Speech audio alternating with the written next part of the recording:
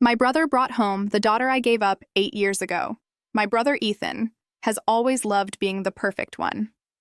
When he called our parents to say he was bringing his new girlfriend Chloe and her 7-year-old daughter Lily over for Sunday dinner, I knew exactly what was coming. He spent the whole morning bragging about how Chloe was a saint for adopting a child as a single woman. He kept looking at me, throwing shade, saying things like, "It's just refreshing to see someone take parenting seriously, instead of just letting life happen to them." He was talking about me. When I was 16, I got pregnant. I made the hardest decision of my life and placed my baby girl for adoption. It was a closed case. No names, no contact. Just a memory of a tiny face and a promise that she'd have a better life than I could give her. I've spent every day of the last 8 years wondering where she is. The doorbell rang. Ethan practically jumped to open it. I stayed in the kitchen, gripping a dish towel, trying to breathe.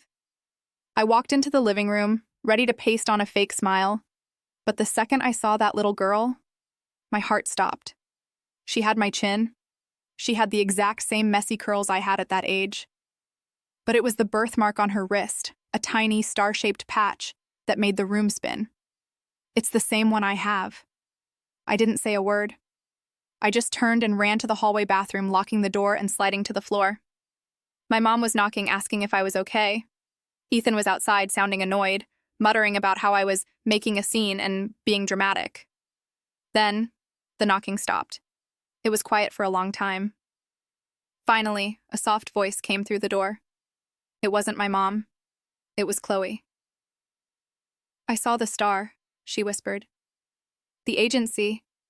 They told me the birth mother was a teenager from a small town 2 hours north of here. They said she loved music and had the most beautiful smile." I opened the door, my face soaked with tears. Chloe was standing there, holding a photo from her purse. It was Lily's adoption day. "I've always told her that her first mother was a hero," Chloe said, her voice breaking. Ethan was standing behind her, his jaw on the floor, looking back and forth between us. He didn't have anything to say about bad choices anymore. For 8 years, I thought I'd lost her forever. But my brother didn't just bring home a girlfriend. He brought home my heart.